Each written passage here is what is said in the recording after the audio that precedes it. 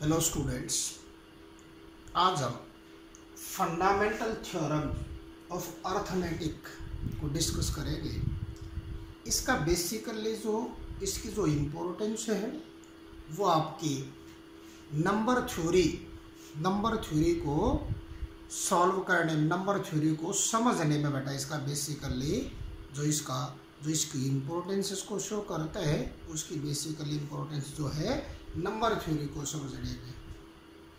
तो यहाँ पे ये कहता है आपके पास एवरी कंपोज, जो फंडामेंटल थ्योरम ऑफ अर्थमेटिक है उसकी जो आपके पास जो थ्योरम है वो आपके पास क्या कहती है, एवरी कंपोजिट नंबर, जो भी कंपोजिट नंबर है जिसके more than 2 factors, every composite number can be expressed, कि ईच कंपोजिट नंबर को क्या कर सकते हैं, एक्सप्रेस कर सकते हैं किसमें, as a product of primes, कि उनके प्राइम फैक्टर्स की प्रोडक्ट के अंदर रिप्रेजेंट किया जा सकता है।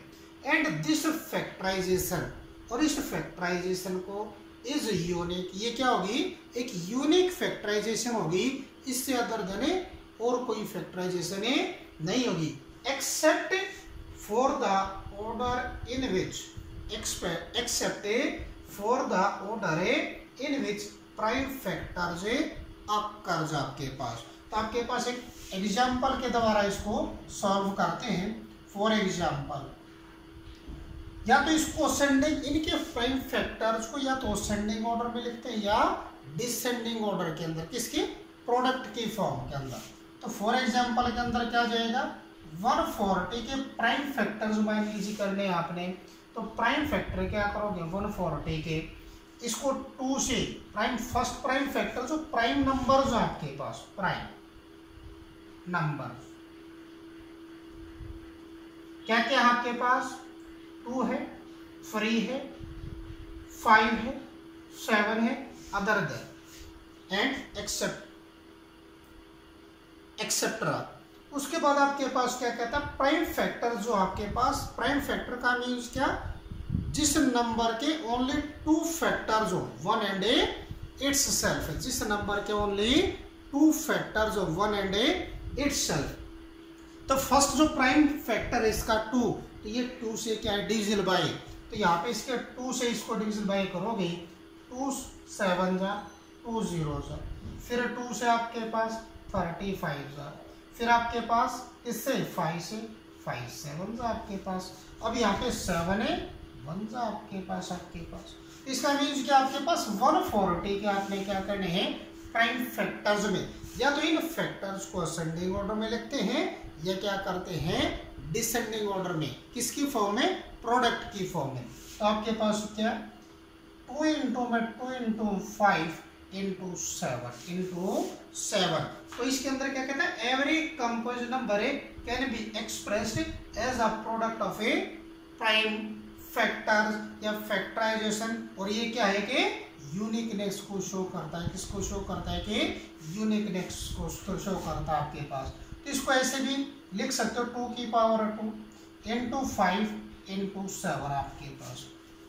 तो आपके पास क्या है, 140 is equal to 2 into 5 into 7, इसका मीन्स 2 कितने टाइम्स है, 2 टाइम्स, तो इसकी पावर क्या बन गई, 2 बन गई। 5 कितने टाइम्स है, 1 टाइम्स, तो 1 पावर लिखने की जरूरत नहीं। 7 कितने टाइम्स है, 1 टाइम्स, तो 1 पावर लिखने की जरूरत नहीं। ऐसे आपके पास एग्जाम्पल और लेते हैं, 156 के आपके पास क्या कर लेते हैं, फैक्टर्स कर लेते हैं। तो 156 का आप फैक्टर करोगे तो आपके पास क्या जाएगा, इससे यूनिट प्लेस पे क्या है, इवन नंबर, इसका मीन्स 2 से डिविजन बाय हो जाएगा, 2 7 जा 14, 1 2 8 जा आपके पास क्या जाएगा, 16। अब फिर 2 से आपके पास 2 3 जा 6 और 2 9 जा 18, फिर आपके पास 3 से 3 1 जा 3 जा, अब 13 आपके पास, 13 1 जा आपके पास। तो ये क्या बने, 2 भी प्राइम फैक्टर्स है, 2 भी प्राइम फैक्टर्स है और 3 भी प्राइम फैक्टर्स है और 13 भी प्राइम फैक्टर्स है। तो इसको किस फॉर्म के अंदर है, प्रोडक्ट फॉर्म के अंदर आपके पास है। तो इसकी प्रोडक्ट फॉर्म क्या बनेगी, 2 into में 3 into में 13, क्या बनेगी 2 इंटू 2 इंटू 3 इंटू में 13। इन सभी फैक्टर्स को क्या करेंगे, इसकी प्रोडक्ट फॉर्म के अंदर, product of a prime factors के अंदर इसको क्या कर देंगे, रिप्रेजेंट कर देंगे। तो ये आ गई प्राइम फैक्टोरियल। अब इसका क्या आपके पास जो नंबर जितने टाइम्स रिपीट होता है उसको पावर की फॉर्म में भी लिख सकते हैं आप, इंटू 3 इंटू में 13 आपके पास। तो ये क्या कहता है, every composite number can be expressed as a product of primes and this factorization is unique. जो ये फैक्टराइजेशन है यूनिक है, इससे अदर देन है और कोई फैक्टर इसके अंदर नहीं आएगा। फिर क्या कहता है आपके पास, for the order in which, इसका जो ऑर्डर है आपके पास, the prime factors occur each prime factor को ऑर्डर की फॉर्म में लिखते हैं, या तो असेंडिंग ऑर्डर में या डिसेंडिंग ऑर्डर में। अब इसकी नेक्स्ट थ्योरम करते हैं। अब थ्योरम है late P be a prime numbers, P be a prime numbers and A be a positive numbers। A क्या है, एक पॉजिटिव नंबर्स, A क्या है कि positive numbers, positive integers.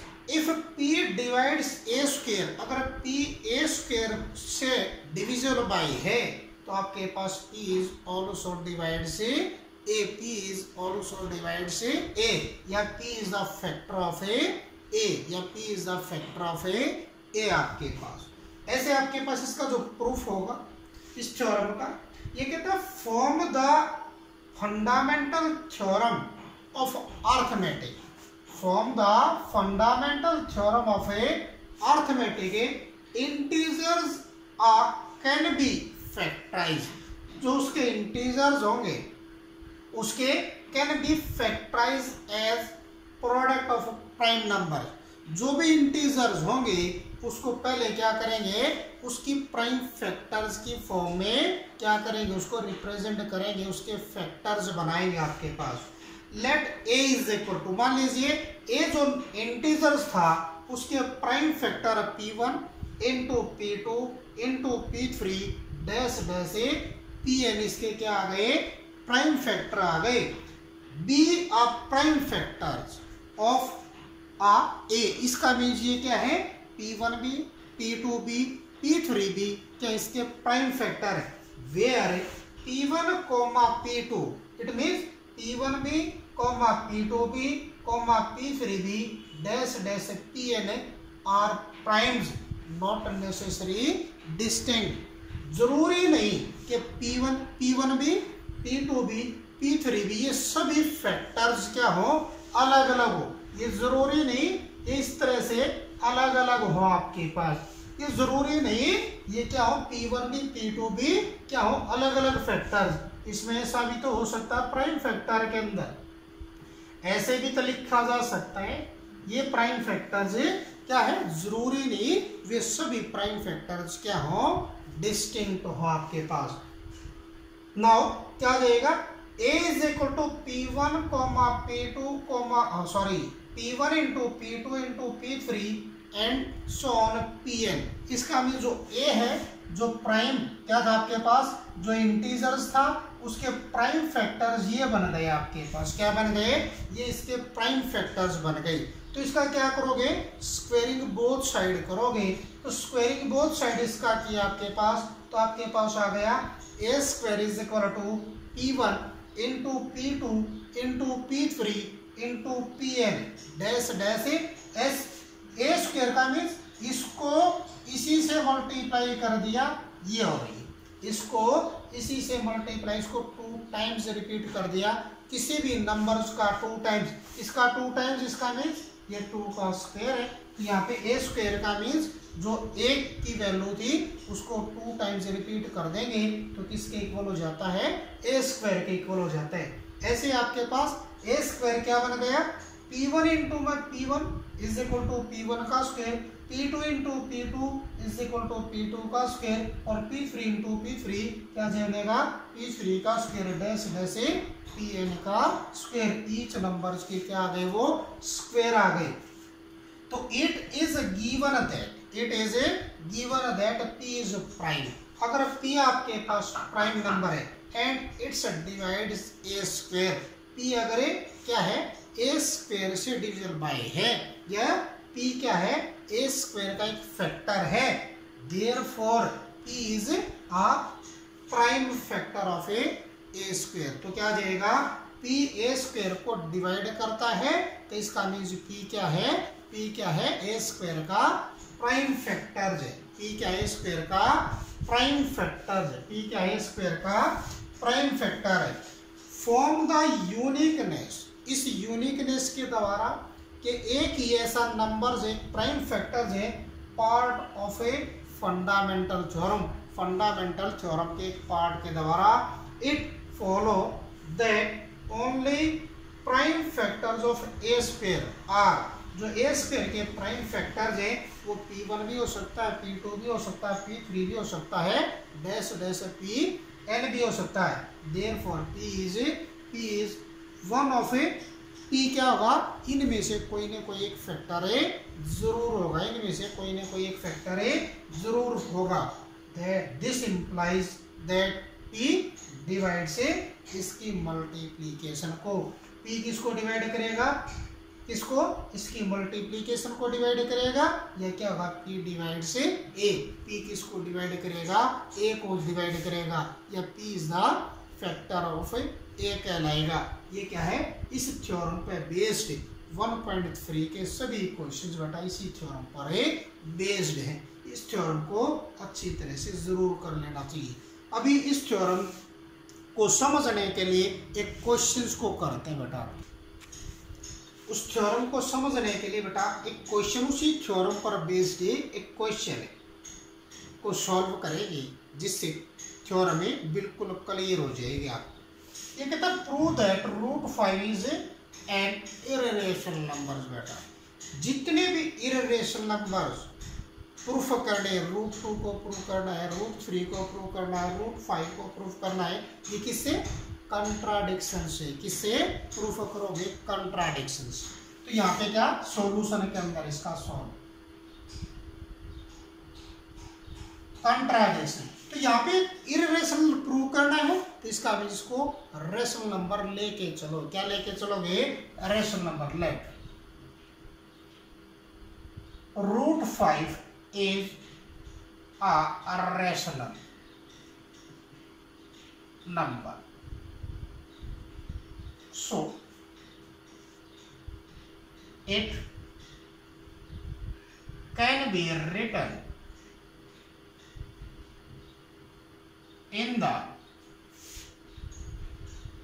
form of p/q, comma q not equal to 0, p and q are co-prime numbers, co-prime numbers. Then we have क्या आपके पास p/q is equal to √5 बटा आपके पास। अब यहाँ पे क्या करोगे, इसको क्रॉस मल्टीप्लाई करोगे, देयरफॉर इसको ऐसे लिख सकते हो p is equal to √5 into में क्यों आपके पास, √5 इंटू में क्यों आपके पास। अब यहाँ पे आपके पास क्या है, √5 is equal to √5 q is equal to p है, तो क्या करोगे, इस रूट को रिमूव करोगे, take square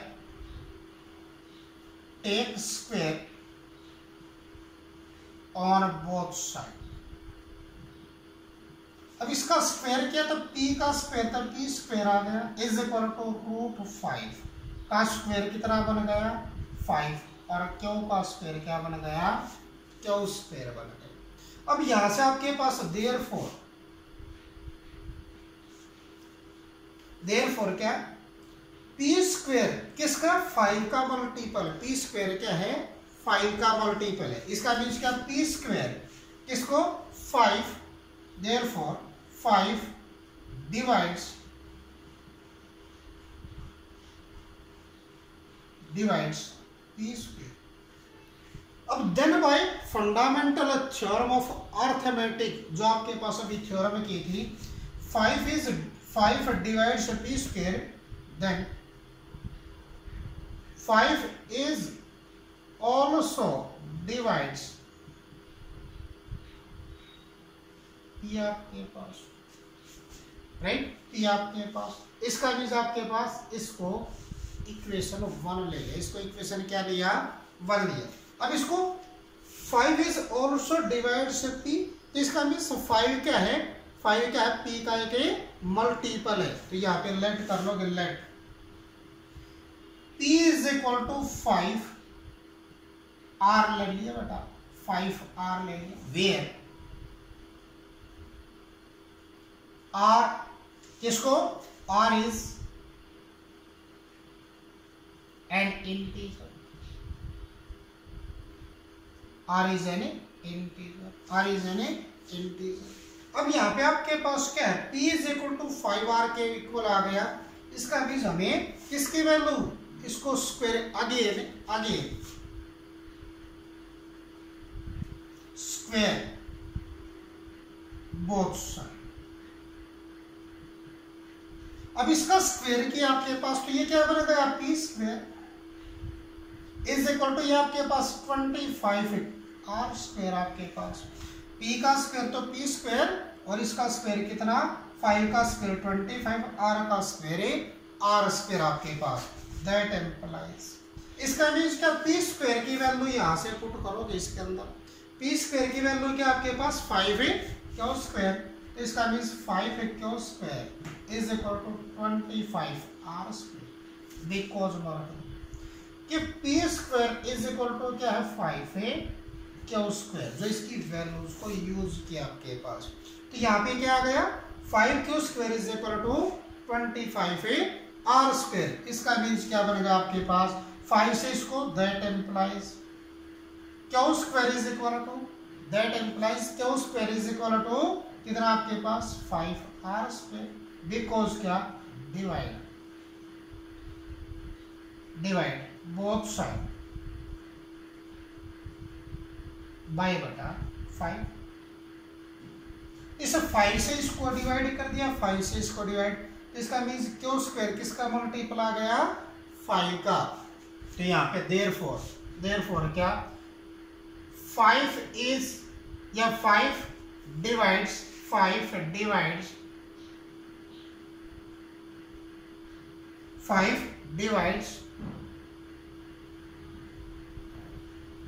divides P Q square,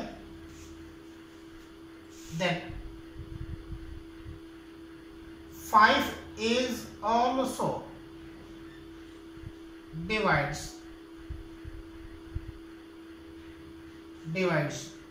क्यों आपके पास, इसको नंबर 2 ले लिया भाई, वही तो थ्योरम थे आपके पास।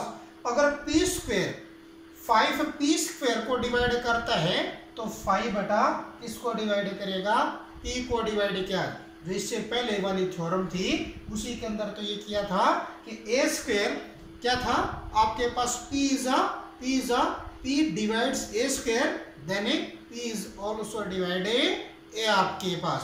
तो यहाँ पे भी आपके पास क्या बनेगा, अब यहाँ पे इक्वेशन फर्स्ट से और इक्वेशन सेकंड से क्या हो जाएगा, फ्रॉम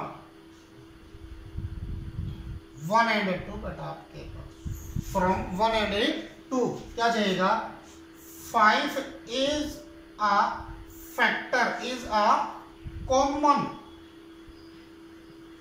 factor of किसका आपके पास, P and Q। 5 is a common factor of P and Q, but this contradict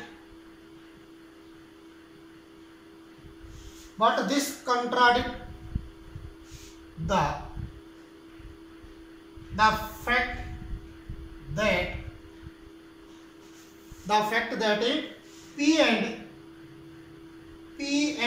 Q are a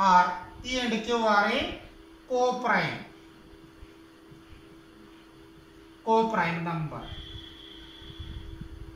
तो आप क्या लेके चले हो, पी और क्यू को प्राइम, इसका मीन्स पी में और क्यू में वन से अदर देन कोई और कॉमन फैक्टर नहीं होना चाहिए आपके पास। तो इसका मीन्स क्या आएगा, p and q are a coprime numbers, p and q are a coprime number. So our assumption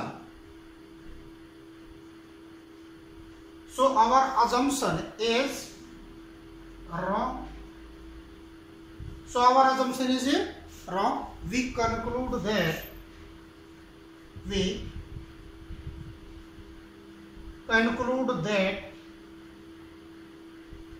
root 5 is an irrational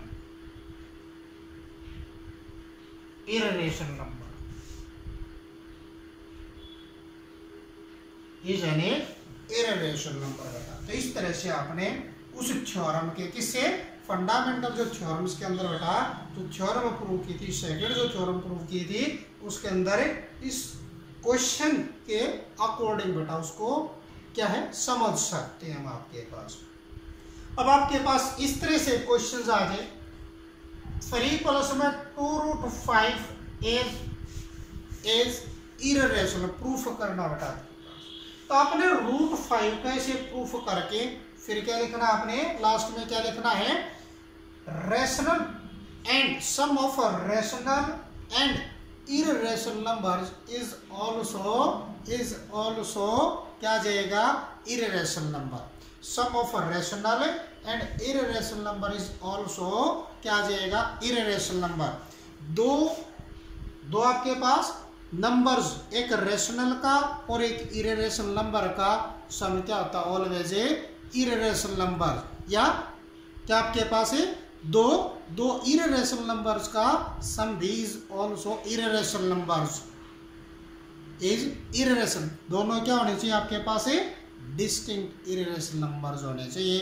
तो उनका सम भी, उनका डिफरेंस भी, उनकी आपके पास क्या बेटा, उनका क्वोशिएंट भी, उनकी प्रोडक्ट भी क्या आएगी कि इररेशनल नंबर्स ही आएगी आपके पास। इस क्वेश्चन को इस तरह से करेंगे। जब आपके पास क्या करोगे, एक रेशनल और एक इररेशनल नंबर हो या दोनों आपके पास इस तरह से आ जाए √5 प्लस के √3, तो एक को आपने क्या प्रूव करना, आपने √5 इज इररेशनल नंबर यहाँ तक सॉल्व करके, similarly √3 is also irrational number.